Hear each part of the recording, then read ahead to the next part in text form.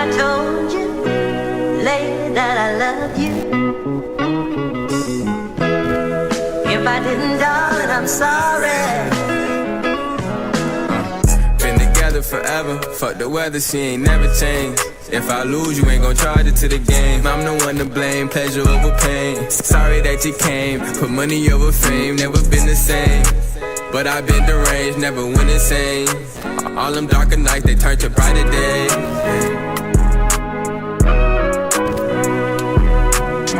Told you that I never leave your side. Yeah, you always on my mind. I know you down to ride. Through the winter, you a prize. Trophy in disguise, you know it's up, I never lie.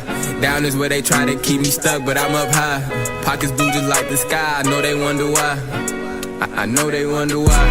Yo, what's going on, gang? It's DSCO33. Welcome to the B.M.W Trader Podcast. And on this episode, we're going to be talking about music management. If you don't know, I'm an artist, right? I got music everywhere. I got music on YouTube, Spotify, Apple Music, got it on Tidal. I got music everywhere, right? All you got to do is search DSCO33.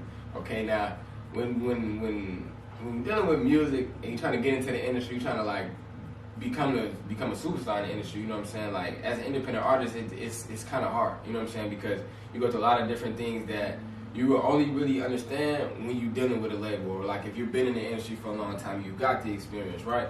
I've been rapping for like 5 years, and I've been trying to like, the main thing with me, I want to remain independent as much as possible.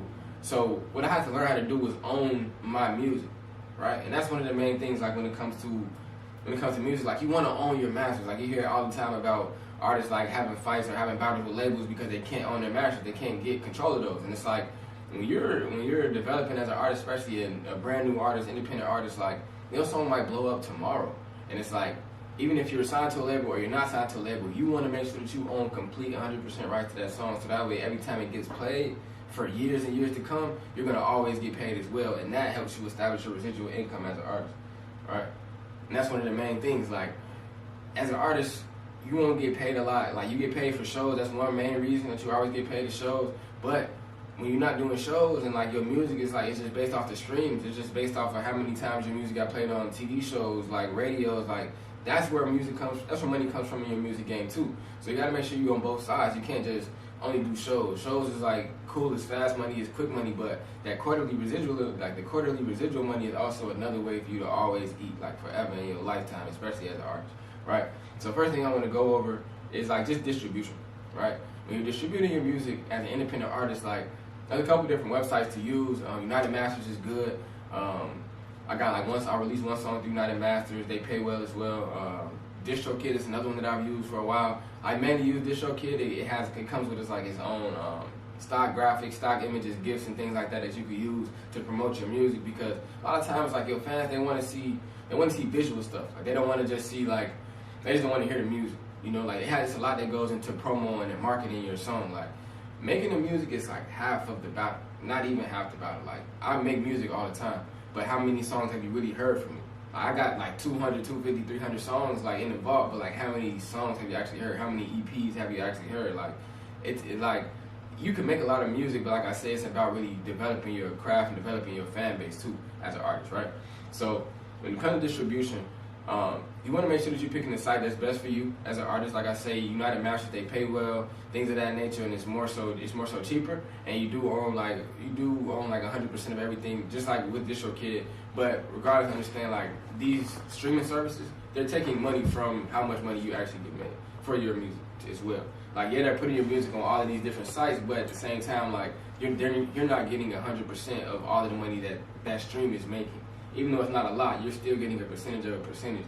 It's definitely yours, but you're owed 100% regardless as an artist, because you came up with the whole song. Like, you came up with the whole like feel, the vibe, the flow for that song. Like, that's all you, not the distributor. You know what I'm saying? So like, make sure you understand that as an independent artist. Like, you want to find your ways to monetize your music on your own without having to go through so many distributors. Okay, it's important because mainly like this is your money. Like, I don't want you to miss out on that. Like, this is your money as an artist. Like, you got to make sure that you're distributing it the right way. All right, another thing I want to talk about is signing deals. Now, I'm not going to tell you that you shouldn't sign a deal because the deal fits you and it fits your, fits your criteria, fits your goals as an artist, do that. But as an independent artist, from my standpoint and from what I see, at the same time, I haven't been offered a deal. Okay, so like I'm not gonna sit here and be like, man, I get offered deals all the time. Like, no, it's not the case. Like, never been offered a deal, so I wouldn't really know what that looks like. But just from my understanding and my just listening to people who are in the industry, like I got uncles that are in the industry. I know a couple friends that are in the industry now, and people that are DJs, like people that deal with this kind of stuff on the regular. Like, it's a lot that goes into signing a deal, and you don't really own majority of the stuff that happens, right? Like, you get your show money or whatever, even though you get your show money, but you also got to understand that the label is paying you for a lot of things. Now, like I say, I don't know too much, but I don't make music to be controlled. I make music because I love making music. I make music because I like just love the process of that in itself. So that's how I want to release my music too, just off the feeling, and not necessarily because I'm forced to. You get what I'm saying?